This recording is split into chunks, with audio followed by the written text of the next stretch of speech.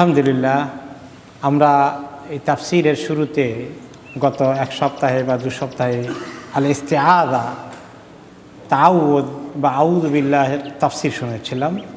আজকে আমাদের টার্গেট বিসমিল্লাহির রহমানির রহিমের তাফসির। বিসমিল্লাহির রহমানির রহিম কালামে পাকের শুরুতে, সূরা আল ফাতিহার শুরুতে এসেছে এবং প্রত্যেকটি সূরার শুরুতে আছে।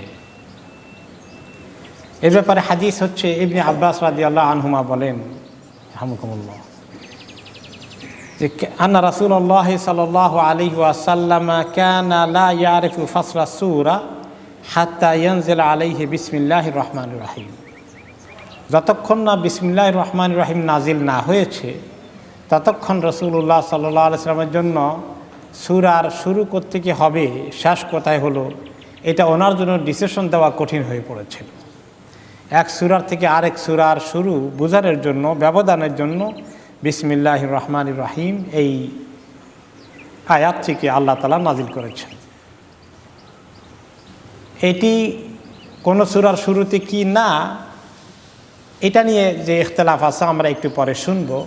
তবে সূরা নামলের মধ্যে এসেছে বিসমিল্লাহ ওয়া ইন্নাহু বিসমিল্লাহির রহমানির রহিম। সূরার ভিতরে এক জায়গায় এসেছে, সূরার একদম মাঝখানে সূরার নামলের মধ্যে এটা এসেছে। আর বাকি পুরো কোরআন শরীফের প্রত্যেকটি সূরার শুরুতে আমরা দেখতে পাই।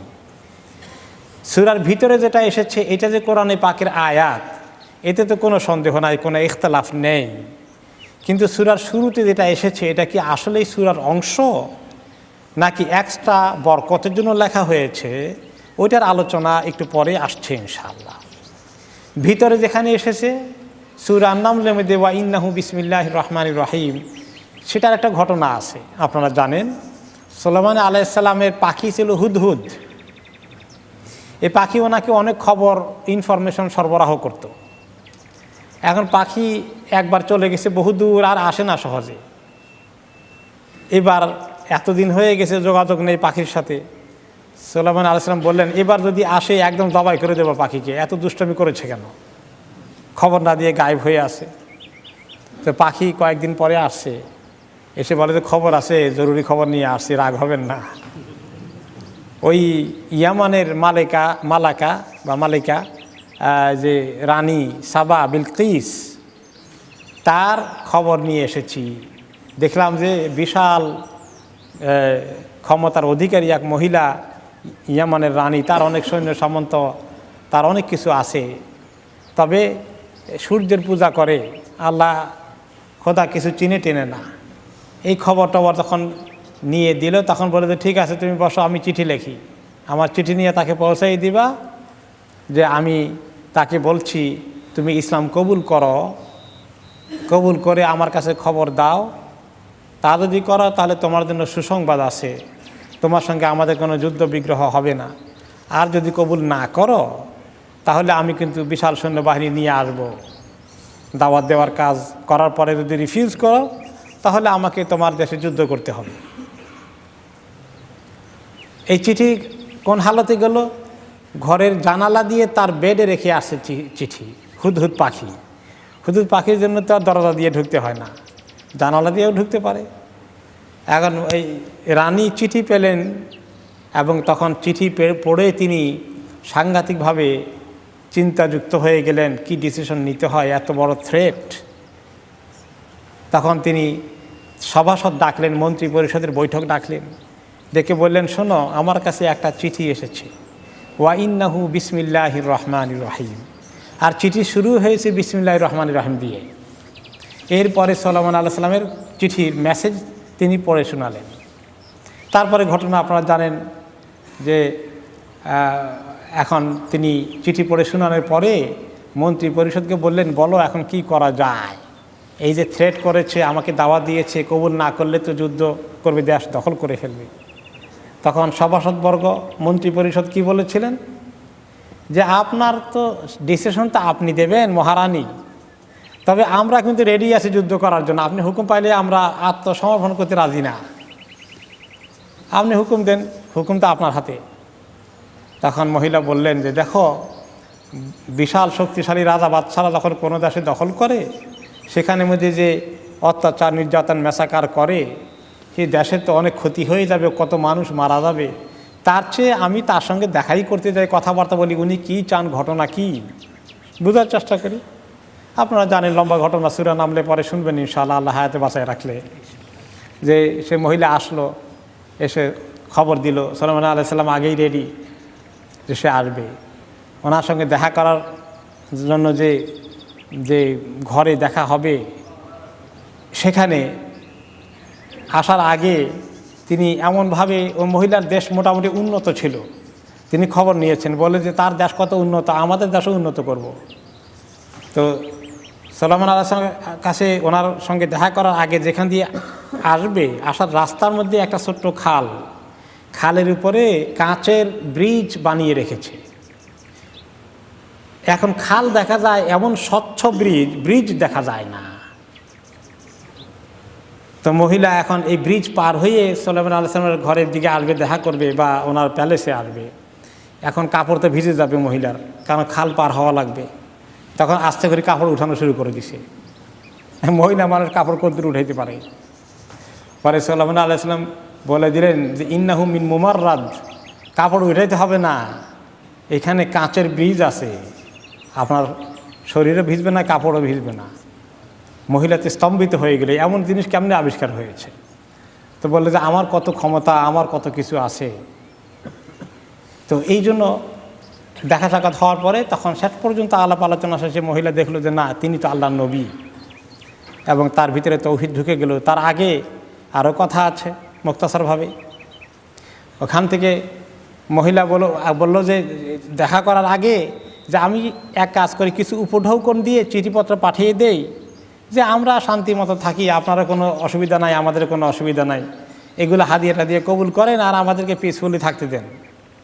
তিনি সব হাদিয়া ফেরত পাঠিয়ে দিয়েছেন যে আল্লাহ তাআলা আমাকে দায়িত্ব দিয়েছেন আল্লাহর কালাম পৌঁছাতে, সেটা গ্রহণ করো কিনা সেটা বলো, হাদিয়া লাগবে না, নিয়ে যাও, সব হাদিয়া ফেরত দিয়েছেন। তখন মহিলা ডিসিশন নিয়েছে আমি গিয়ে দেখা করি, ঘটনা কি, হাদিয়ার লোভ তো সবারই আছে, এত দামি দামি হাদিয়া পাঠালাম, সব ফেরত দিয়ে দিল। তখন এসে দেখা হলো। তারপরে কথাবার্তা হওয়ার প্রসঙ্গে তিনি বললেন যে ওনার জিনদেরকে বললেন যে কে আসো, এই মহিলার সিংহাসন যেটা আছে ইয়ামানে, আমার এখানে এখনই হাজির করে দিবা। তো জিনদের একজনে বললো যে খুব অল্প সময় নিয়ে আসবো। তো সে রেডি হচ্ছে, আরেকজনে বলবে যে রাখেন অল্প সময়, আপনি চোখ এদিক থেকে ওদিক ফিরানোর আগে দেখেন এখানে হাজির হয়ে গেছে। ঘরের ভিতরে বিরাট এই সিংহাসন ঢুকলো কোনখান দিয়ে, কেউ তো দেখলো না। জিনেরা তো গায়েবের জগৎ, ঠিক কিনা, আমরা তাদেরকে দেখার কথা নয়।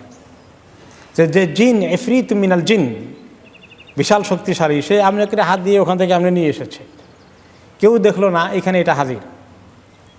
কেমনে আনছে, এটা তাফসিরে বলা হয়েছে যে জিনটা তো আমাদের অগোচরে থাকার জিনিস, আমাদের গায়েবে থাকার জিনিস। তারা যখন কোনো কিছু ডিল করে পুরোটাই আমাদের গায়েবে চলে যায়। তখন এই ঘরের ভিতরে বড় সিংহাসন জানালার ফাঁকে দিয়ে এরকম করে ঢুকানো, এটা তাদের পক্ষে সম্ভব, এটা তাদের প্রসেসে চলে যায়।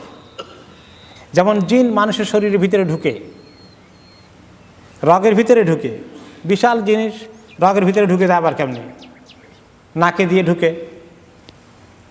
তো তাদের জগৎ আমাদের জগতের সঙ্গে তুলনা করার মতো জিনিস নয়। তারা এইভাবে পারে তাদের অস্তিত্বকে ছোট করে ফেলতে, ক্ষুদ্র করে ফেলতে এবং ঢুকে যেতে। আপনারা দেখবেন যে শয়তানের সাইজ মাছির মতো হয়, আবার হাতির মতো হয়, অবস্থা অনুযায়ী একটু পরে আসতেছে। তো এগুলো তাদের জগতের জিনিস, এটা আমরা বোঝার কথা না। যখন বিলকিস দেখলো যে সুলাইমান আলাইহিস সালাম বললেন বসে গিয়ে বৈঠকখানায়, দেখেন তো এই সিংহাসনটা কি আপনারটা নাকি? মহিলা বলে কান্নাহু হুয়া, ওই রকমই তো দেখা যায়, ওই রকম মনে হয়। এখন মহিলাও চালাক, হ্যাঁ ওইটাই, এটাও বলে না, ওইটা ওখান থেকে আসে কেমনে, এত সকাল তার চোখের সামনে এইভাবে কোনখান দিয়ে ঢুকলো। 2 নম্বর হচ্ছে যে অস্বীকার করলে তো মুশকিল, এই লোকের যা ক্ষমতা দেখি আল্লাহ ভালো জানেন, তো সেটাও তো বুঝি না যে আর একটা ডুপ্লিকেট বানাইলো কি না। মনে হয় ওই রকমই তো মনে হয়, একে নিশ্চিত করে বলে না, কান্না হু হু। পরে তো শেষে তখন তিনি বললেন এটা আপনারটাই, মহিলা পরে বুঝতে পেরেছে। যাই হোক, সব কিছু দেখে তিনি ইসলাম কবুল করেছেন। এই হলো এই ওয়া ইন্নাহু বিসমিল্লাহির রহমানির রহিম। সেই প্রসঙ্গে আল্লাহ তাআলা ওই খবর পুরো কাহিনী বলতে গিয়ে মহিলাদের চিঠি পড়ে শুনিয়েছে তার মন্ত্রীদেরকে। চিঠি শুরুতে আসে বিসমিল্লাহির রহমানির রহিম, সেই কথা মহিলা পড়েছে, আর ওই রেওয়ায়াত আল্লাহ তাআলা নিজে সূরার মধ্যে করে দিয়েছেন। আর সেখান থেকেই বিসমিল্লাহির রহমানির রহিম কোরআনে পাকের ভিতরের একটি আয়াত। সূরা নামলের এই ব্যাপারে সমস্ত উলামায়ে কেরাম একমত। সূরার শুরুতে আয়াত কি আয়াত না এটা বরকতান লেখা হয়েছে অতিরিক্তভাবে, সেটা আমরা একটু পরে শুনবো ইনশাআল্লাহ। তো এই যে বিসমিল্লাহর মধ্যে আল্লাহ, বিসমি মানে নামে, বে মানে উইথ, শহীদ বাংলায় বলি আমরা, এসএম মানে নাম। বিসমিল্লাহ আল্লাহর নামের সহিত, আল্লাহর নামের সাথে। আর রহমান আর রাহিম, যিনি রহমান এবং রাহিম, সেই আল্লাহর নামের সাথে। একটা কথা উজ্জ্ব আছে, আবদাউ, এরকম কিছু একটা, তার মানে শুরু করলাম। তাহলে বিসমিল্লাহির রহমানির রহিম এর পুরো অর্থটা দাঁড়ায় আল্লাহর নামে শুরু করছি। আল্লাহ যিনি রহমান এবং রাহিম, তার নামে শুরু করছি। রহমান রাহিম আল্লাহর নামে শুরু করছি, এটা হলো তরজমা, সরল অর্থ এই বিসমিল্লাহ রহমান রাহিম এই কথাটা। এখানে কয়টা শব্দ আছে? একটা বিসমে, বি এসএম আল্লাহ, আর রহমান আর রহিম, এই কয়টা আছে? চারটা বা তিনটা শব্দ, আসলে চারটা। বে এসমে দুইটা মিলে বিসমে হয়েছে, এই একটা হলো বা দুইটা ধরেন। আল্লাহ আল্লাহ তাআলার নাম, আর রহমান আরেকটি, আর রাহিম আরেকটি, চারটা হলো নাকি, বা পাঁচটা হলো। তো বের অর্থ আমরা বুঝলাম, উইথ বা সাথে বা শহীদ। এসএম অত নাম, আল্লাহ আল্লাহ তাআলার নাম, আল্লাহ তাআলার আসল নাম ইসমুজ্জাত। এই আল্লাহ হচ্ছে আল্লাহ তাআলার ইসমুল জাত। আল্লাহু আলামুন আলার রব্বি তাবারাকা ওয়া তাআলা, এটা আল্লাহ তাআলার অরিজিনাল আসল নাম, মূল নাম। যদিও আমরা জানি আল্লাহ তাআলার ইন্না লিল্লাহি তিসআতুন ওয়া তিসঈনা ইসমান মিআতুন ইল্লা ওয়াহিদান মান আহসাহা দাখালাল জান্নাহ। আল্লাহ তাআলার 100টি নাম আছে, একটি কম, অর্থাৎ 99টি নাম আছে। যে ব্যক্তি এগুলাকে ভালো করে সংরক্ষণ করে সেই ব্যক্তি জান্নাতে প্রবেশ করবে। তো আল্লাহ তাআলার 99টি নাম যে আছে, তার মধ্যে একটি হচ্ছে মূল আসল ইসমুজ্জাত, সেটা হচ্ছে আল্লাহ। এবং কোনো মুফাসসির বলেছেন এটাই হচ্ছে ইসমুল্লাহিল আযম, আল্লাহ তাআলার ইসমে আযম যেটা, সেটা হচ্ছে আল্লাহ। এটি একটি অনেক মতামত এসেছে, অনেক মুফাসসিরের মতামত এসেছে। আল্লাহ তাআলা যখন নিজের পরিচয় দিয়েছেন বিভিন্ন সূরার মধ্যে, যেমন সূরা আল হাশরের শেষের দিকে আল্লাহ তাআলা নিজের পরিচয় দিয়েছেন, আল্লাহু লা ইলাহা ইল্লা হুয়া আলিমুল গায়বি ওয়াশ শাহাদা হুয়ার রহমানুর রহিম। আল্লাহ তাআলা এখানে নিজের পরিচয় দিয়েছেন, আল্লাহ লা ইলাহা ইল্লা হুয়া, তিনি ছাড়া কোনো মাবুদ নেই। আর রহমান আর রাহিম, তিনি হচ্ছেন আর রহমান এবং আর রাহিম। তিনি হচ্ছেন আলিমুল গায়ব, তিনি সমস্ত গায়েব জানেন, ওয়া শাহাদা, যেগুলো হাজির গায়েব দোনোটা জানেন।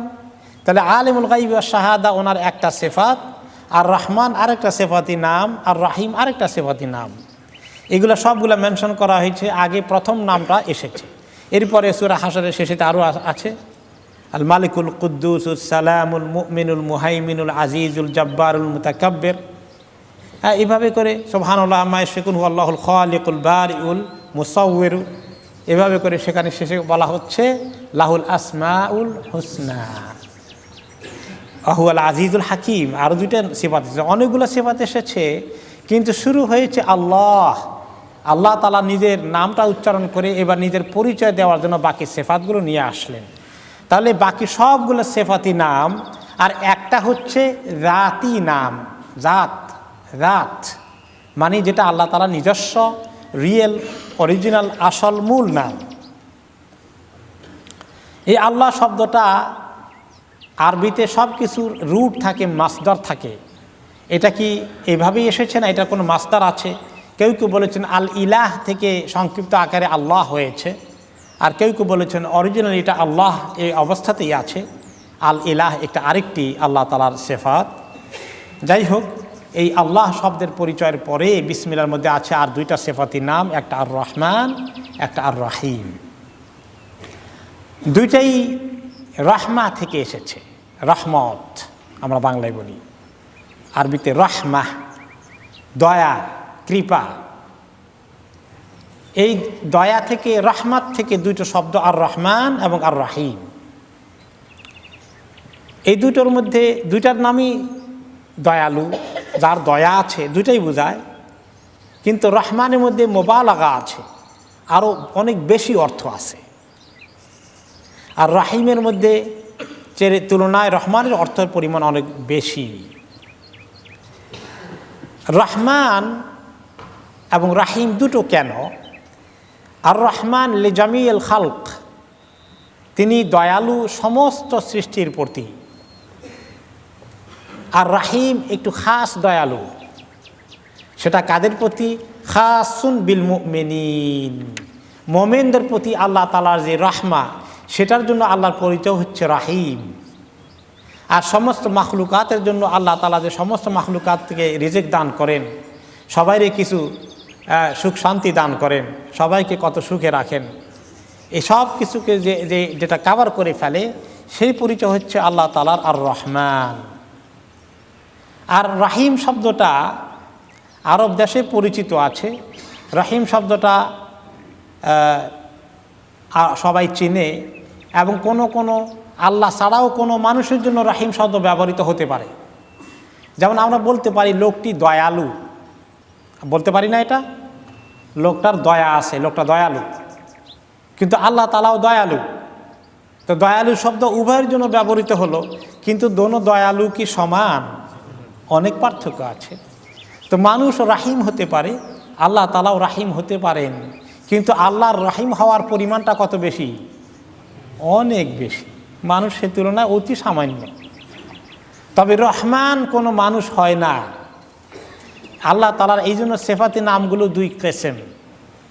এক কিসম হচ্ছে যেগুলো মানুষের জন্য হতে পারে, সৃষ্টির জন্য হতে পারে, আর আরেক কিসমের আল্লাহ তাআলার নামগুলো হচ্ছে যেগুলো মানুষ ছাড়া আল্লাহ তাআলার জন্য একমাত্র ব্যবহৃত হতে পারে।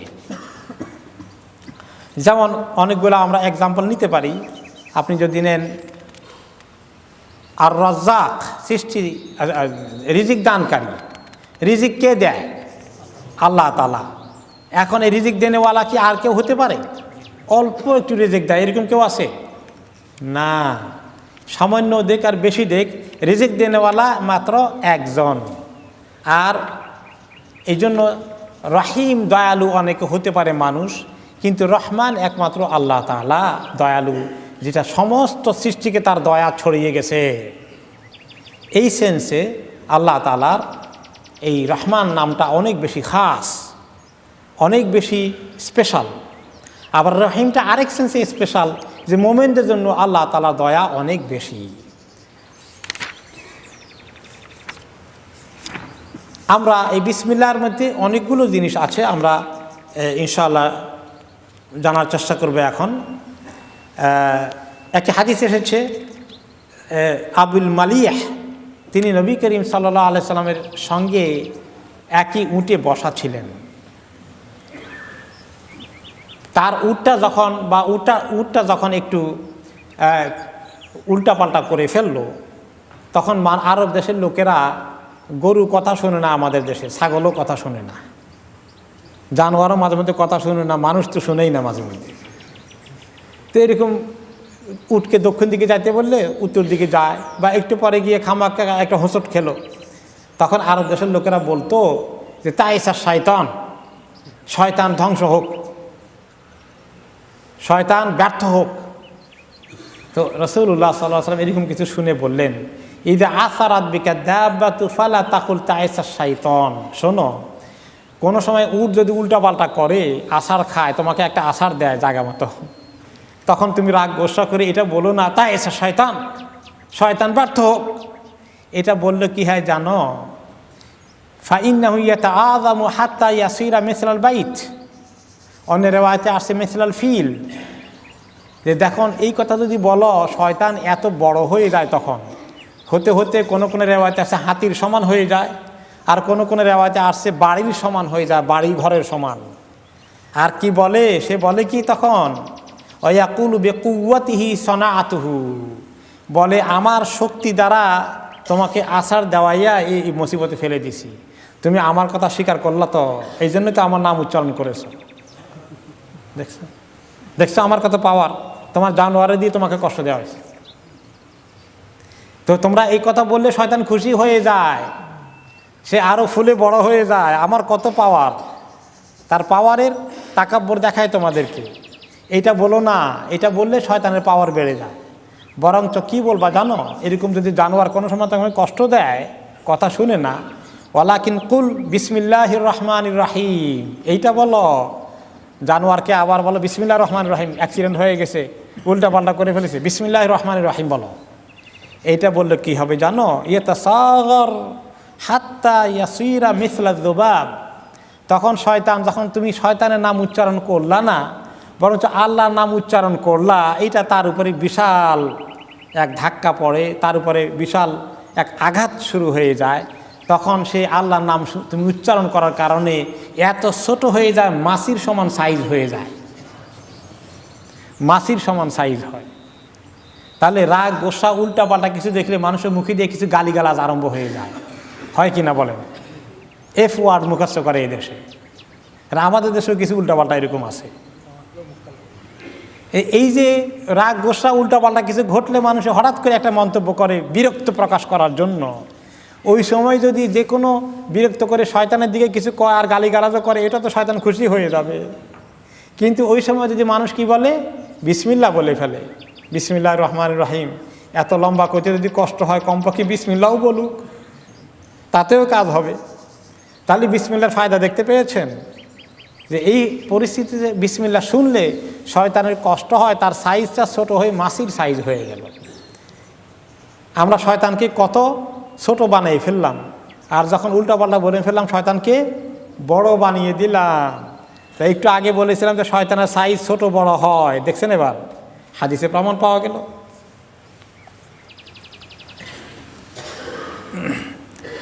এটার পক্ষে একটা দলিল নিয়ে এসেছেন ইমাম কুরতুবী রাহমাতুল্লাহ আলাইহি, কোরআনের আরেকটি আয়াত, সেটা হচ্ছে ওয়াইদা যাকারতা রাব্বাকা ফিল কুরআনি ওয়াহদাহু ওয়াল্লাউ আলা আদবারিহিম নুফুরা। আপনি যখন কোরআন আপনার রবের জিকির করেন, রবের নাম উচ্চারণ করেন কোরআনের মধ্যে, বা কোরআন তেলাওয়াত করতে এসে, বা যে কোনো কাজের মধ্যে একমাত্র এক আল্লাহর কথা জিকির করেন, তখন তারা দুশ্মন, ইসলামের দুশ্মন, শয়তান বা তার সঙ্গী সাথী, মানুষ শয়তান হোক জিন শয়তান হোক, এরা তখন পৃষ্ঠ প্রদর্শন করে পালিয়ে যায়, তারা সহ্য করতে পারে না আল্লাহর নাম। এই আয়াতের তাফসিরে কেউ কেউ বলেছেন ক্বালা মা'নাহু আলী ইবনুল হুসাইন রহমতুল্লাহ আলাইহি রাদিয়াল্লাহু আনহু, রাসূলুল্লাহ সাল্লাল্লাহু আলাইহি ওয়াসাল্লামের নাতি আলী ইবনে হুসাইন এই আয়াতের তাফসিরে বলেছেন ক্বালা মা'নাহু ইযা কুলতা বিসমিল্লাহির রহমানির রহিম, তুমি যখন এই বিসমিল্লাহির রহমানির রহিম বলবে তখন শয়তান পালিয়ে চলে যাবে। এরপরে আমরা দেখি এই রহমান শব্দ যেটা এসেছে, আরবের লোকেরা রহমানকে চিনত না, এটা আল্লাহ তাআলার এমন একটা খাস নাম যে আরব দেশে এই নামটা প্রচলিত ছিল না। যখন আল্লাহ তাআলা আয়াত নাজিল করলেন কুল উদুল্লাহা আও উদুর রহমান, চাই তোমরা আল্লাহকে ডাকো আর রহমানকে ডাকো, তারা বলতো আমার রহমান, রহমান কি জিনিস আবার? তারা এটাকে উপহাস করতো, অ্যাকসেপ্ট করতো না, কারণ এই রহমান নামটা তাদের কাছে পরিচিত ছিল না। আল্লাহ তাআলা এই সুন্দর পরিচয়টা নবী করিম সাল্লাল্লাহু আলাইহি ওয়াসাল্লামের মাধ্যমে পৃথিবীর মানুষকে জানানোর ব্যবস্থা করেছেন। এখন আমরা আসি এই বিসমিল্লাহ। রুইয়ে জাফর ইবনে সাদিক রাদিয়াল্লাহু আনহু বলেছেন যে আল বাসমালাতু তিজানুস সুয়ার, বাসমালা মানে বিসমিল্লাহ বলা, এই বিসমিল্লাহ হচ্ছে সূরাগুলোর তাজ, সূরাগুলোর তাজ পরিয়ে দেওয়া হয় বিসমিল্লাহ দিয়ে। ইমাম কুরতুবী বলেন, ওয়াহাযা ইয়াদুল্লু আলা আন্নাহা লাইসাত বিআয়াতি মিনাল ফাতিহা ওয়ালা গায়রিহা। তাহলে এই কথার দ্বারা বোঝা গেল যে এই সূরা ফাতিহা অথবা অন্য কোনো সূরার অংশ নয় এই বিসমিল্লাহ, বরঞ্চ এটা তাজ, টুপির মতো একটা অতিরিক্ত জিনিস সৌন্দর্যের জন্য দেওয়া হয়েছে। এই বিষয়টা নিয়ে আলোচনা করতে গিয়ে ফোকাহা ওলামাদের মুফাসসিরিনদের মধ্যে 3টি মত পাওয়া গেছে। একটি মত হচ্ছে লাইসাত বিআয়াতি মিনাল ফাতিহা ওয়ালা গায়রিহা, এটা সূরা ফাতিহারও আয়াত না, অন্য কোনো সূরারও আয়াত না। এটা কোনো ইমাম মালিক সহ বেশ কিছু ওলামায়ে কেরাম বলেছেন। আর দ্বিতীয় মত হচ্ছে আন্নাহা আয়াতুন মিন কুল্লি সূরাহ ওয়া হুয়া কাউলু আব্দুল্লাহ ইবনুল মুবারক। প্রখ্যাত আলেম আব্দুল্লাহ ইবনুল মুবারক বলেছেন বিসমিল্লাহির রহমানির রহিম প্রত্যেক সূরার শুরু আয়াত। উনি এই মতামত পোষণ করেছেন। ইমাম শাফিঈ রহমতুল্লাহ আলাইহি বলেছেন হিয়া আয়াতুন ফিল ফাতিহা। ইমাম শাফিঈর দৃষ্টিতে এই বিসমিল্লাহ শুধু সূরা ফাতিহার আয়াত শুরুতে, আর বাকি সূরাগুলো শুরুতে বরকত, ওগুলা ওই সূরার আয়াত নয়। তাহলে 3টা মতামত পাওয়া গেল। তো এর মধ্যে মেজরিটি ওলামাদের দৃষ্টিতে আর সহি আল কাউলুল আউয়াল, অধিকতার সহি কথা হচ্ছে যে প্রথম কথাটাই অধিকতার সহি, যে এই আয়াতটা কোনো সূরার আয়াত নয়, শুধু ওই সূরার নামের ভিতরে যেটা আছে ওইটা, বাকি শুরুর সবগুলো সূরা ফাতিহা হোক অথবা অন্য কোনো সূরা হোক, এটা সূরার আয়াত হিসাবে নয়, বরঞ্চ বরকাতান এসেছে, বারাকাতান এসেছে, টুপির মতো, তাজের মতো ব্যবহার হয়েছে। এবং ইবনুল আরবি প্রখ্যাত ফকিহ তিনি বলেছেন ওয়ায়াকফিকা আন্নাহা লাইসাত মিনাল কুরআন ইখতিলাফুন নাস ফিহা। এটা যথেষ্ট আপনার জন্য বুঝতে যে মানুষ যে ইখতিলাফ করেছে এটা আয়াত কি আয়াত না, এটাই যথেষ্ট দলিল যে এটা আয়াত না। কারণ আয়াতের ব্যাপারে ইখতিলাফ হয় নাকি? তো ইখতিলাফে বোঝা গেল দুর্বল, কাজে এটা আয়াত নয়। অল কোরআন লা ইখতিলাফু ফিহি, কোরআনের আয়াতের ব্যাপারে তো কোনো ইখতিলাফ হতে পারে না। তো এটাই যথেষ্ট দলিল। এরপরে এই বিসমিল্লাহ শুধু সূরার শুরুতে নয়, বিসমিল্লাহ অনেক আয়াতে এসেছে। বিসমিল্লাহ অনেক আয়াতে এসেছে যে প্রত্যেক কাজের শুরুতে বিসমিল্লাহ করার জন্য রাসূলুল্লাহ সাল্লাল্লাহু আলাইহি ওয়াসাল্লাম তামবিহ করেছেন যে এমন কোনো কাজ যেটা বিসমিল্লাহ ছাড়া শুরু হয় তার মধ্যে আল্লাহ তাআলা কোনো খায়র ও বরকত রাখেন না।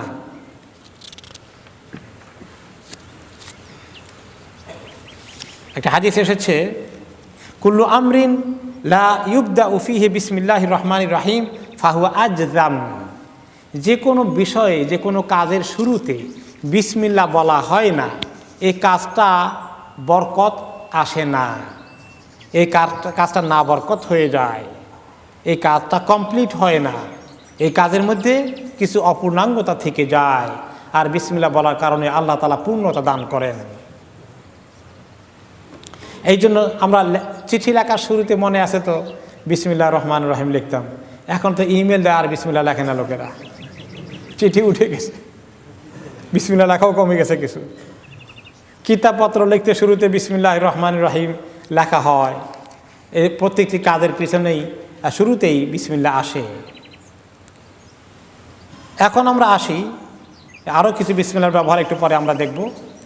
যে এই যে বিসমিল্লাহ এখন মুসল্লি যখন তেলাওয়াত করবেন কোরআনে পাকের মধ্যে, বিসমিল্লাহ পড়া নামাজের মধ্যে জরুরি কি না, কোন সময় জরুরি, এটা নিয়ে অনেক ইখতিলাফাত আছে। মুখতাসারভাবে আমরা বলতে দেই যেটা, সেটা হচ্ছে আপনি যখন নিয়ত করেন নামাজের জন্যে, চাই ইমাম হন অথবা আপনি নিজে একা নামাজ পড়েন, তখন আল্লাহু আকবার তাকবীর তাহরিমা বাঁধলেন, সুবহানাকা পড়লেন।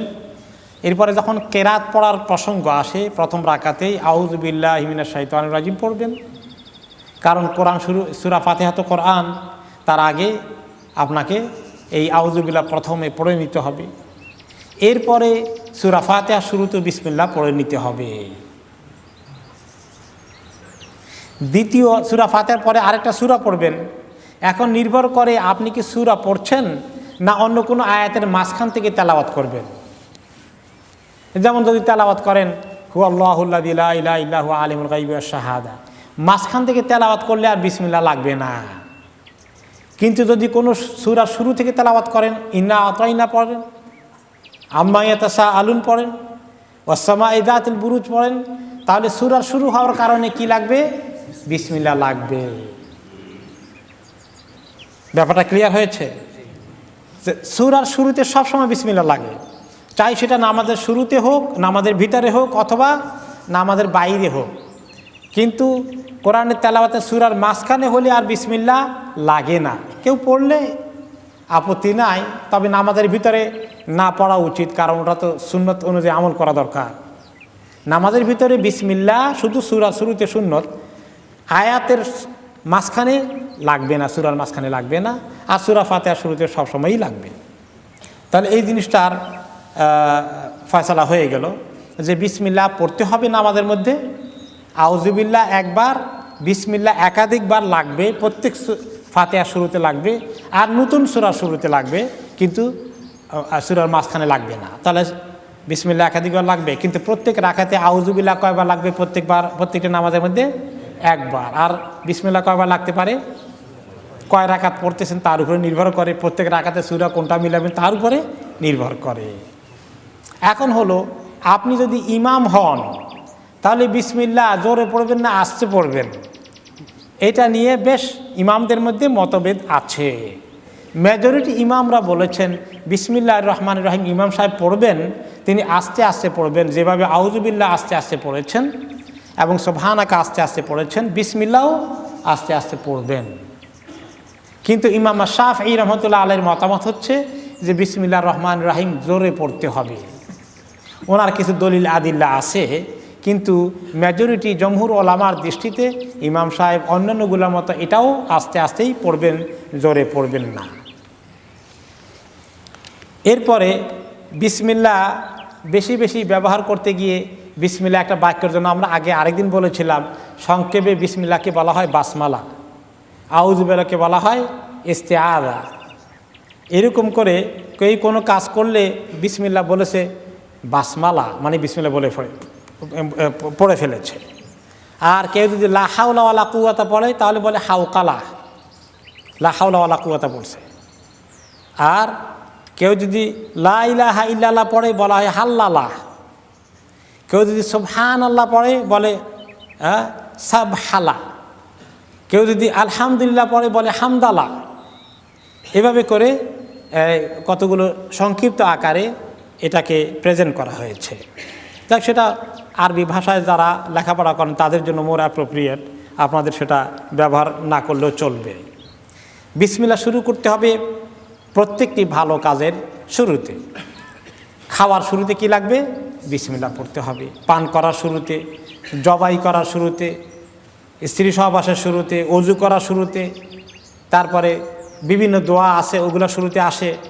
যেমন খাওয়ার ব্যাপারে আল্লাহ তাআলা বলেছেন ফাকুলু মিম্মা যুকিরা ইসমুল্লাহি আলাইহি, এটা হচ্ছে কোরবানি করার ক্ষেত্রে বা জবাই করার ক্ষেত্রে। যেই জানোয়ার জবাই করার সময় বিসমিল্লাহ পড়া হয় সেই জানোয়ারে জবাই করা গোশত খাও, তার মানে সেটা হালাল। আর যেটা বিসমিল্লাহ বলা হয় নাই সেটা হালাল নয়। কিন্তু কোনো মুসলমান যদি বাই মিস্টেক বিসমিল্লাহ বলে নাই, জবাই করে দিছে, এখন মনে পড়ছে ইন্না লিল্লাহ, বিসমিল্লাহ তো পড়ি নাই, কী উপায়? এখন বলেন কি করবেন? ইনশাআল্লাহ খাওয়া যাবে, ভুল হয়ে গেছে, আল্লাহ তাআলা মাফ করে দিবেন। দুনিয়ার মানুষ ভুল হলে মাফ করে, আল্লাহ তাআলা যদি ভুল হলে মাফ করবেন না? তিনি তো আরো রহমান আর রহিম, ওনার বিসমিল্লাহর মধ্যেই তো রহমান আর রহিম আছে, মাফ না করবেন কেমনে? সুবহানাল্লাহ।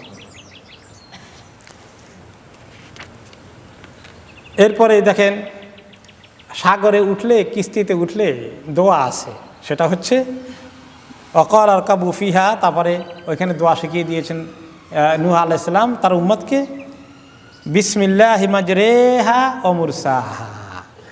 বিসমিল্লাহি মাজরেহা ওয়া মুরসাহা এটা পড়তে হয় যখন সাগর দেশে ভ্রমণ করে বা নদী পথে ভ্রমণ করে, নৌকা, জাহাজে, কিস্তিতে।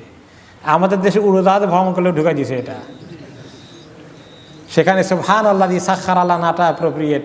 আর বিসমিল্লাহি মাজরেহা ওয়া মুরসাহা হলো নদী পথে। এরপরে বিসমিল্লাহর অনেক ব্যবহার আছে। রাসূলুল্লাহ সাল্লাল্লাহু আলাইহি ওয়াসাল্লাম ঘর বাড়ি প্রোটেকশনের জন্য কি করেছেন জানেন? তিনি বলেছেন তুমি যখন ঘরে ঢুকবা তখন কি করবা, ঘরের দরজা তো বন্ধ করি আমরা। তিনি বলেছেন আগলিক বাবাকা ওয়াজকুর ইসমাল্লাহ, তোমার দরজা যখন বন্ধ করবা, বন্ধ করার সময় বলো বিসমিল্লাহির রহমানির রহিম।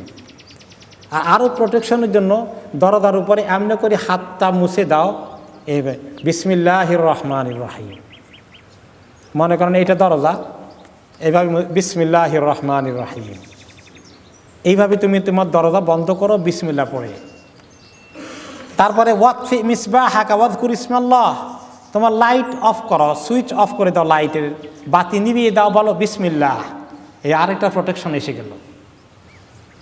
ও খাম্মির ইনাকা ওয়াজকুর ইসমাল্লাহ, তোমার খাবারের পাত্রগুলো যে আছে, পানির পাত্র আছে, খাবারের পাত্র, খাদ্যদ্রব্য, ভাত তরকারি, হালুয়া রুটি যা আছে, সমস্ত খাবার দ্রব্যগুলো রাতে শোয়ার সময় কি করো, কিছু দিয়ে কাভার করো আর বলো বিসমিল্লাহ। তাহলে শয়তান এই খাবারে যোগ দিতে পারবে না। যদি তোমার কোনো ঢাকার মতো যে কাভার থাকে, যে লিড থাকে, প্রপার লিড না থাকে, পরিপূর্ণ ঢাকনা যেটা হয়, যেটা একেবারে প্রপারলি মেড করা হয়েছে, এরকম না থাকলেও কিছু একটা দিয়ে ঢেকে দাও। না থাকলে কোদের কাঠের টুকরা হোক, কাগজ হোক, কিছু একটা দিয়ে ঢাকো আর বলো বিসমিল্লাহ। তাহলে শয়তান আর নাড়াইতে পারবে না, খুলতেও পারবে না, খেতেও পারবে না, তার জন্য ব্লকড হয়ে গেল। আর বিসমিল্লাহ না বললে শয়তান কি বলে, রাত্রে চুরি করে খেয়ে নেবে, সব খেয়ে নেয়। সে যে খায় কিন্তু খাবার তো কমে না, ওই তার খাবার এমনভাবে খাবে আপনি দেখবেন না যে কমছে, তার খাওয়া হয়ে গেছে। এরপরে ও আউকে সেকা আঁকা ও সাকা আঁকা ওয়াজকুর ইসমাল্লাহ, তোমার পান পাত্র যেটা আছে, পানির জগ মগ, তখনকার জামানায় মস্ক ছিল চামড়ার, ওইটাকে বন্ধ করে নাও, ওটাকে কাভার করে ফেলো, বেঁধে ফেলো আর বিসমিল্লাহ পড়ো। সেখানেও বিসমিল্লাহ পড়তে হবে। আমরা কয় জায়গায় বিসমিল্লাহ পড়ছি, কত জায়গায় যে মিস করলাম। খাবার যে সারা রাত্র আনকাভার থাকে, ওই খাবার খাই, শয়তানে খাবার খেয়েছে, তার জারম লেগে আছে খাবারের মধ্যে। হ্যাঁ, পাক করার শুরুতে বিসমিল্লাহ, সব কাজের শুরুতেই এগুলো হাদিসে যেগুলো আসছে সেগুলো আমরা বললাম। আচ্ছা, খাবারের এই যদি সারা রাত্র খাবার আনকাভার থাকে, ঢাকা ছাড়া থাকে, এই খাবার সকালবেলা খাওয়া ঠিক হবে কি না? একজন বড় আলেম, ওনার ফতোয়া আমি পড়েছি, শেখ বিন উসাইমিন রহমতুল্লাহ আলাই, তিনি বলেছেন ওই খাবার খাওয়া ঠিক হবে না, ওটা গরু ছাগল বা কী বলে কুকুর বিড়ালকে খাওয়াই দাও, এটা তোমার জন্য ক্ষতির কারণ হবে। কত সতর্ক ওলামায়ে কেরাম দেখেছেন। না যায় না, কেউ খালি হারাম হবে না, কিন্তু ক্ষতি হবে কিছু, শয়তানের টাচ লেগে গেছে খানার মধ্যে। এই জন্য এখন থেকে মা বোনেরা যারা তাফসীর শুনতে পাচ্ছেন, মনে রাখবেন আজকে রাত্র থেকে কোনো খাবার আর আনখাবার রাখবে না। ওই খাবার, যে খাবার পাক করা মানুষের খাবারের উপযুক্ত হয়ে আছে, যেমন আলুর বস্তা আছে, এটার খাবার না করলেও চলবে, পেঁয়াজের বস্তা আছে, খাবার না করলেও চলবে, ফল ফ্রুট আনকাভার্ড আছে, চলবে, কারণ এগুলো এইভাবে গাছের মধ্যেও থাকে। কিন্তু যেটা খাবারের জন্য প্রিপেয়ার করা হয়েছে, ফ্রুট কেটে ফেলেছেন, সেগুলাকে ঢেকে রাখতে হবে। প্রিপেয়ারগুলো শয়তান খাবে। আলহামদুলিল্লাহ। এরপরে আরও এসেছে, লাউ আন্না আহাদাকুম ইযা আরাদা আন ইয়াতি আহলাহু ক্বালা বিসমিল্লাহি আল্লাহুম্মা জান্নিবনা শাইতান ওয়া জান্নিবি শাইতানা মা রাযাকতানা ফাইন্নাহু ইন ইউকাদ্দারু বাইনাহুমা ওয়ালাদুন ফি যালিকা লাম ইয়াদুরহু শাইতানুন আবাদান। সুবহানাল্লাহ।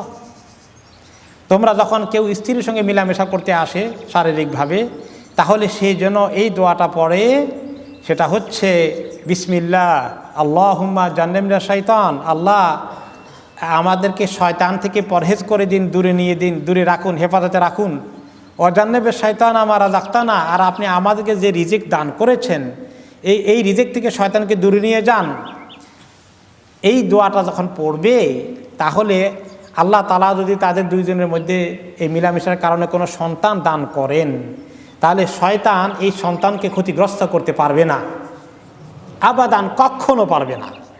কত শক্ত কথা হাদিসে এসেছে। এগুলো আমাদেরকে আমল করতে হবে। এরপরে আরেকটি হাদিসে এসেছে, ওমর ইবনে আবি সালামা রাদিয়াল্লাহু আনহু রাহমাতুল্লাহ, তিনি নবী করিম সাল্লাল্লাহু আলাইহি ওয়াসাল্লামের ঘরে এসেছিলেন। ওনার মার যখন সেকেন্ড ম্যারিজ হয়, ওই সালামার ওমর ইবনে আবি সালামার পিতার ইন্তেকালের পরে ওনার মা উম্মে সালামা রাদিয়াল্লাহু আনহার বিয়ে হয় নবী করিম সাল্লাল্লাহু আলাইহি ওয়াসাল্লামের সাথে। তিনি আমাদের একজন মা হলেন উম্মাহাতুল মুমিনিন। ওনার সঙ্গে ওনার একটা ছেলে ছিল আগের স্বামীর ঘরে, তার নাম হচ্ছে ওমর। এই ওমর নবী করিম সাল্লাল্লাহু আলাইহি ওয়াসাল্লামের ঘরে এই বিবি উম্মে সালামার সঙ্গে থাকার কারণে এখানে মানুষ হয়েছেন, তিনি সন্তানের মতে আদর করেছেন। তো ওই ছেলেকে নিয়ে খেতে বসেছেন। এখন ওমর ছোট মানুষ, সেই বেচারা আরব দেশের লোকেরা তো এক প্লেটে খেতেন, নবী করিম সাল্লাল্লাহু আলাইহি ওয়াসাল্লাম একটু বড় প্লেটে খেতেন, কয়েকজন সব ফ্যামিলি মেম্বার একসঙ্গে খাচ্ছেন। ছোট বাচ্চা কী করলো, খাবার খেতে এসে ওই চতুর্দিকে হাত দেয় বড় প্লেটের, যেখানে একটু ভালো খাবার আছে ওখান থেকে টুকরাটা উঠাই আনে। তো রাসূলুল্লাহ সাল্লাল্লাহু আলাইহি ওয়াসাল্লাম বললেন, ইয়া গোলাম, প্রিয় বৎস, সাম্মিল্লাহ, এখন থেকে খাবারের শুরুতে বিসমিল্লাহ বলবা। কুল বিয়ামিনিকা, বাম হাতে খাবা, বাম হাতে খেও না, ডান হাতে খাবা। বাচ্চারা তো বাম হাতে খায় মাঝে মধ্যে, তাই না? দোনো হাতে খায় পারলে। কুল বিয়ামিনিকা, ডান হাতে খাও। ওয়াকুল মিম্মা ইয়ালিক, আর আরেকটা আদব হচ্ছে তোমার সামনে যা আছে সেখান থেকে খাও। বড় বিশাল প্লেটে খাবার খেয়েছেন কোনো সময়? আরব দেশে এখনও আমার অনেকবার খাওয়ার সুযোগ হয়েছে। কোনো পার্টি ফাংশনে ওইরকম করে অনেকবার বড় প্লেটে খাওয়া হয়েছে। আমাকে আল্লাহ তাআলা তৌফিক দিয়েছেন, প্রখ্যাত আলেম শেখ বিন বাজ রহমতুল্লাহ আলাইহির সঙ্গে অনেকবার এক প্লেটে খাওয়ার সুযোগ আল্লাহ তাআলা করে দিয়েছেন। অনেক বড় প্লেট 10-12 জন খেয়েছি। এবং ওনার মজলিসে প্রায় 100-200 লোক খেত দুপুরবেলা। কিছু লোক গরিব টরিব এই সমস্ত কারণে যাইতো, কিছু ছাত্র পয়সা বাঁচানোর জন্য যেত। আমি অবশ্য পয়সা বাঁচানোর জন্য যাইনি। আমি যার কারণ সেটা আল্লাহ তাআলা তৌফিক দিয়েছিলেন যে বাংলাদেশের অ্যাম্বাসেডর ওনার সঙ্গে দেখা করতে গিয়েছেন, আমাকে নিয়ে গেছেন মুতাজ্জেম হিসাবে। তারপরে বাংলাদেশ থেকে বড় বড় কিছু আলেম ইসলামী ব্যক্তিত্ব যেতেন, কয়েকবারই তারা আমাকে ওনার সঙ্গে মুতাজ্জেম হিসাবে কথাবার্তা বলার জন্য নিয়ে যেতেন, তর্জমা করার জন্য। সেই সুবাদে দেখার সুযোগ হয়েছে যে সুবহানাল্লাহ, তিনি এমন এক দানশীল ব্যক্তি ছিলেন। দুপুরবেলায় ওনার সঙ্গে নামাজ পড়ে খেতে আসতো 100 কম হবে না, 150 হবে প্রত্যেক দিন। সুবহানাল্লাহ, এক আজীব লোক, এত দানশীল তিনি ছিলেন। তো ওখানে খাওয়া, আমি এখনও মাঝে মাঝে সুযোগ হয়, এক প্লেটে 5 জন 7 জন 10-12 জনও খাওয়ার ব্যবস্থা থাকে বিশাল করে। ওখানে খেতে হলে আদব আছে। আরবরা এইভাবেই খেতেন নবী করিম সাল্লাল্লাহু আলাইহি ওয়াসাল্লাম জামানায়, যে এরকম একাধিক লোক এক প্লেটে খেলে তাহলে তার সামনের টুকুর খাবে, আরেকজনের সামনের বড় টুকরাটা নিয়ে আসবে না। এটা একটা ভালো আদব বড় প্লেটে একসঙ্গে খেতে গেলে। আর এটাকে আরেকটু এক্সটেনশন করতে গিয়ে আমি দেখেছি মালয়েশিয়া, পৃথিবীর বিভিন্ন দেশে গেলে আসলে অনেক কিছু দেখার সুযোগ আছে। এই জন্য আগের জামানার ওলামায়ে কেরাম শুধু এলেম শিখতেন না, এলেম শিখার জন্য বহু জায়গায় সফর করতেন। মালয়েশিয়া গিয়ে যখন আমি ওখানে ছিলাম, তো দেখি যে তারা মেহমানদারি করছে। মেহমানদারি করলে কোনো পার্টি হলে মনে করেন 10-12 জনের টেবিল আছে, তাদের সামনে বা দস্তরখান বিছিয়ে দেওয়া হয়েছে। তারা ওই বড় প্লেটে খায় না, ছোট ছোট প্লেটে খায় আমাদের মতো, কিন্তু খাবারগুলো মনে করেন চিকেন কারি, মিট কারি, সবজি ইত্যাদিগুলো তো সামনে দেওয়া আছে, সালাদ। এখন তারা করে কি, যার সামনে যেটা আছে সে সেটা দিয়ে শুরু করবে। যার সামনে সালাদ আছে সে সালাদ দিয়ে শুরু করবে, যার সামনে চিকেন আছে সে চিকেন দিয়ে শুরু করবে, যার সামনে মাছ আছে সে মাছ দিয়ে শুরু করবে। কখনো ওদিকে হাত বাড়াবে না আগে। মাশাআল্লাহ, এটা ভেরি লিটারলি তারা ফলো করে। প্রত্যেকে নিজেরটা নিয়ে তারপরে অবশ্য তারা এটাকে রোটাইট করে, ঘুরাই দেয়। নিজেরটা নেওয়া হয়েছে, ওদিকে পাস করে, ওদিক থেকে পরে এদিকে আসে। কিন্তু তারা সাংঘাতিকভাবে এই আদবকে রক্ষা করে। মাশাআল্লাহ, কোথায় আরব দেশের আদবকে তারা ওই মালয়েশিয়া নিয়ে কিছু পালন করার চেষ্টা করে। আমাদের দেশে তো এগুলো আমরা একটু বোধহয় কম রক্ষা করি আর কি। আমাদের আদবের একটু কমতি কিনা আল্লাহ ভালো জানেন। আল্লাহ তাআলা একটু বাড়াই দিন আমাদেরকে। তো যাই, অকুল মিম্মা ইয়ালিক, তোমার সামনে যা আছে হে বাচ্চা, তুমি সামনেরটা থেকে খাও, অন্যদিকে হাত বাড়াবাড়ি করো না। এরপরে আরেকটি হাদিসে তিনি বলেছেন, এইভাবে বিসমিল্লাহ যদি না বলে কি ক্ষতি হয়? ইন্না শাইতানা লা ইস্তাহিল্লু তাআমা আল্লা ইযকার ইসমুল্লাহি আলাইহি। যেই খাবারের মধ্যে বিসমিল্লাহ পড়া হয় না সেই খাবারের মধ্যে শয়তান সুযোগ নিয়ে বসে, তার জন্য হালাল হয়ে গেল, তার সুযোগ হয়ে গেল, খাওয়া শুরু করে দেবে তোমার সাথে। এবং সে একা নয়, বাকিদেরকে ডাকে আসো, খাবারের ব্যবস্থা হয়ে গেছে। আরেকটি হাদিসে এসেছে, একবার এরকম একটা খাবারের প্লেটে নবী করিম সাল্লাল্লাহু আলাইহি ওয়াসাল্লাম বসে খাচ্ছিলেন, আর দূর থেকে একটা বেদুইন আসলো। সে বেশি ক্ষুধার্ত হয়ে গেছে, খাবার দেখে তার সাংঘাতিক চাহিদা হয়ে গেছে। এসেই এমনি করে জোরে হাত দিয়ে বিসমিল্লাহ পড়ে টড়ে নেই, জোরে হাত ঢুকাই দিচ্ছে খাবারের মধ্যে। রাসূলুল্লাহ সাল্লাল্লাহু আলাইহি ওয়াসাল্লাম তার হাত ধরে ফেলেন, হাত ধরে বললেন যে তার হাতের সঙ্গে শয়তানের হাত ধরা আছে। হ্যাঁ, আর যে সাহাবী হাদিস রেওয়ায়েত করেছেন তিনি বললেন, লোকটা এমন জোরে আসছিল মনে হয় যেন তাকে কেউ পুশ করেছে, আসলে শয়তানে পুশ করে। ওই বিসমিল্লাহ না বলাই দিয়া খাওয়ার জন্য অপেক্ষায় থাকে, কারে দিয়ে বিসমিল্লাহ না বলানো যায়, তাহলে খাওয়ার সুযোগ হবে। এই জন্য খাওয়ার শুরুতে বিসমিল্লাহ পড়তে হবে। আর যদি শুরুতে ভুলে যায়, মাঝখানে মনে পড়েছে, শেষের দিকে এসে মনে পড়েছে, তাহলে কি বলবে?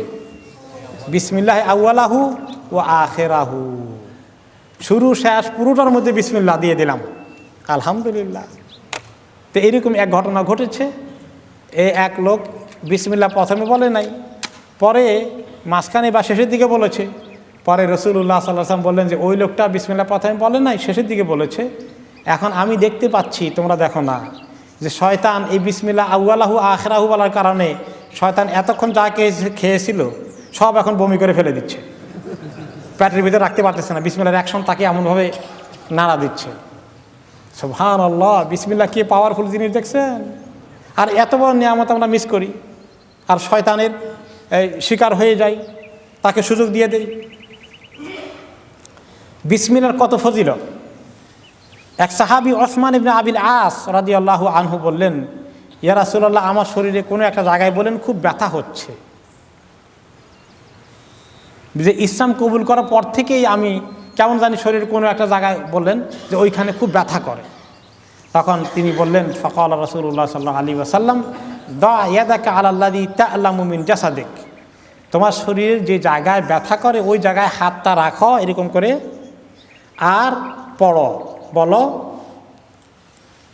বিসমিল্লাহ বিসমিল্লাহ বিসমিল্লাহ 3 বার পড়ো। তারপরে বলো 7 বার পড়ো আউযু বিইজ্জাতিল্লাহি ওয়া কুদরাতিহি মিন শাররি মা আজিদু ওয়া উহাযির। শরীরের যে কোনো জায়গায় ব্যথা লাগে, বুকে, পিঠে, মাথায়, হার্টে হাতটা রেখে বিসমিল্লাহ বিসমিল্লাহ বিসমিল্লাহ 7 বার যেন পড়ি, আউযু বিল্লাহি ওয়া কুদরাতিহি, অথবা আউযু বিইজ্জাতিল্লাহি ওয়া কুদরাতিহি মিন শাররি মা আজিদু ওয়া উহাযির। আমি আল্লাহ তাআলার কাছে পানা চাই, অথবা আল্লাহ তাআলার কুদরতের কাছে পানা চাই, আল্লাহ তাআলার ইজ্জতের কাছে পানা চাই, যে কষ্টকর জিনিস থেকে আমি এখন কষ্ট পাচ্ছি, যেটা থেকে আমি এখন কষ্ট পাচ্ছি বা ভয় ফিল করছি, আশঙ্কা করছি, সেই জিনিস থেকে আল্লাহর কাছে পানা চাই। 7 বার পড়ো, তাহলে আশা করা যায় আল্লাহ তাআলা তোমার ব্যথা কমিয়ে দেবেন। এগুলো নিজে শরীরে কোনো ব্যথা হলে নিজে আমল করার জন্য এই দোয়াটা খুব উপকারী দোয়া। এই দোয়া কোথায় পাওয়া যাবে? হিসনুল মুসলিম। মুখস্থ হয়ে গেছে তো ইনশাআল্লাহ।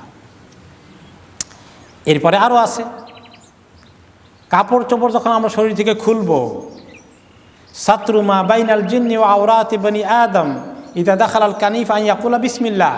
কাপড় চোপড় যখন চেঞ্জ করি আমরা, শরীর একটু কাপড় থেকে মুক্ত হয়ে যায়, তখন একটু বিসমিল্লাহ বলতে হয়। বিসমিল্লাহ বলে কাপড় খুললে, কাপড় চেঞ্জ করলে শয়তানের চোখ থেকে প্রোটেকশন হয়। তা নাহলে আমাদের খালি শরীরের মধ্যে শয়তান একটু স্বাস্থ্য ভালো থাকলে কোনো জায়গায় চোখ দেয়, বদ নজর দেয়, আমাদেরকে ক্ষতিগ্রস্ত করার জন্য, অসুস্থ বানানোর জন্য। বিসমিল্লাহ বললে তার চোখকে আল্লাহ তাআলা অন্ধ বানিয়ে দিবেন, বদ নজর দিতে পারবে না, আর মানে ওই মুহূর্তে প্রোটেকশন দিয়ে দিবেন, সে আমাকে দেখবে না ক্ষতি করার জন্য। এরপরে বিসমিল্লাহ দিয়ে তিনি ওযু করতেন। রাসূলুল্লাহ সাল্লাল্লাহু আলাইহি ওয়াসাল্লাম বলেছেন, ওযু করার আগে তিনি আমল করতেন, সাম্মাল্লাহ তাআলা সুম্মা ইফরিগুল মা আলা ইয়াদাইহি, বিসমিল্লাহ পড়ে তারপরে হাতের মধ্যে তিনি পানি ঢালতেন।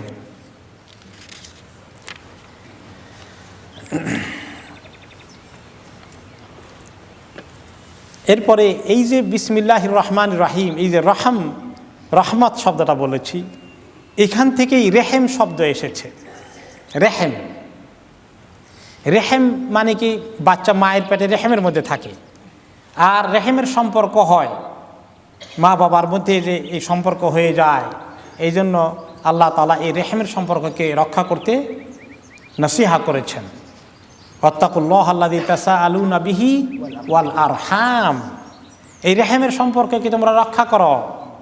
এই যে তোমাদের বিয়ে শাদী হয়, স্বামী স্ত্রীর দাম্পত্য জীবন হয়, এগুলাকে তোমরা আত্মীয়তার বন্ধন হয়, এগুলাকে রক্ষা করো, এগুলোর হক আদায় করো, এগুলোকে কাটাকাটি করো না।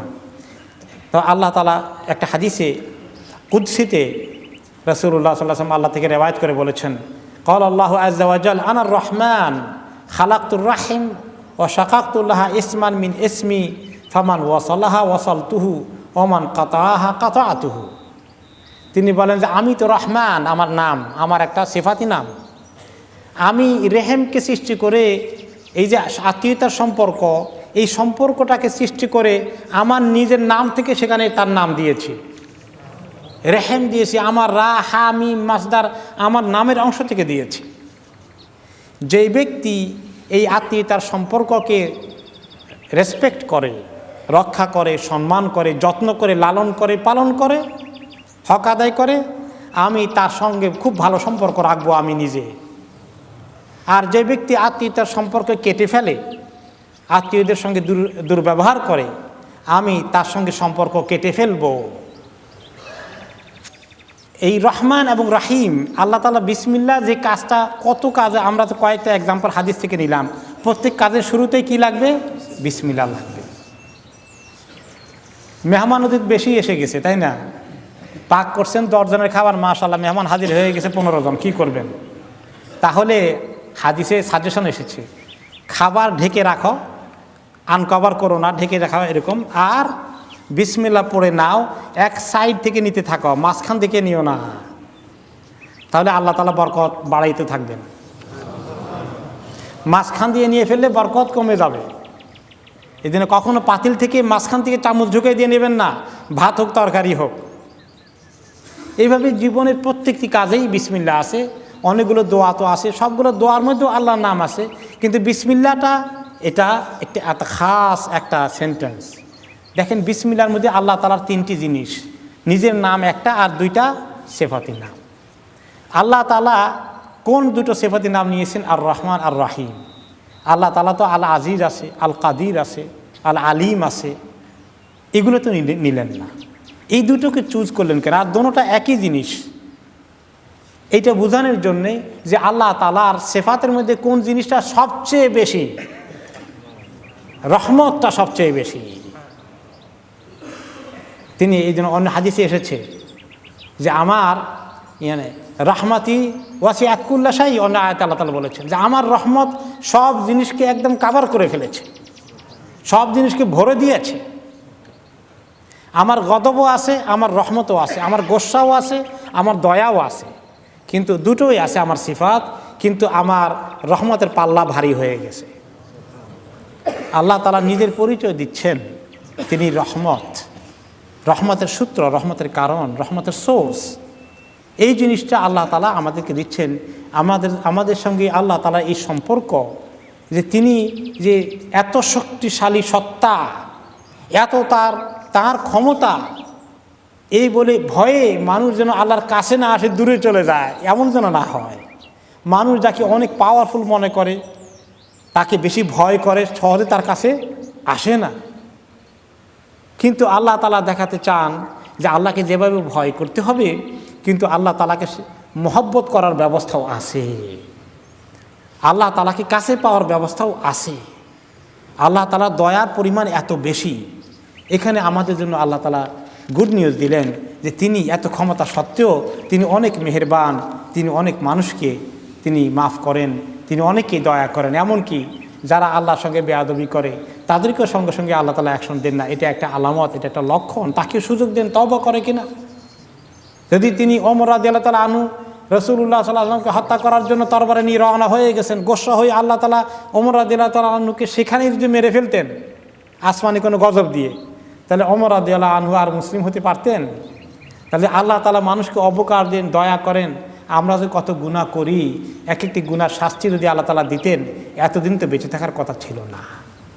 আল্লাহ তাআলা রহমান রাহিম বিধায় আমাদেরকে এত অবকাশ দেন, এত সুযোগ দেন আল্লাহ রাব্বুল আলামিন। এখন এই সুযোগকে আমরা কি পরিমাণ কাজে লাগাই তার উপরে নির্ভর করে। এই জন্য আল্লাহ তাআলার নামটাকে ব্যবহার করা এই বিসমিল্লাহির রহমানির রহিমের তরিকায়, এছাড়াও এই আল্লাহ তাআলাকে উচ্চারণ করার জন্য বিভিন্ন রকমের দোয়াগুলো যেগুলো আছে, এগুলোর আমল আমাদের জীবনে নিত্য নৈমিত্তিক ব্যবস্থা হয়ে যাওয়া দরকার। প্রত্যেকটি কাজের শুরুতে যেখানে স্পেসিফিক দোয়া নাই, সেখানে অবশ্যই আমরা বিসমিল্লাহ শুরু করে দেব। এটা আমাদের হওয়া দরকার, এই প্র্যাকটিস।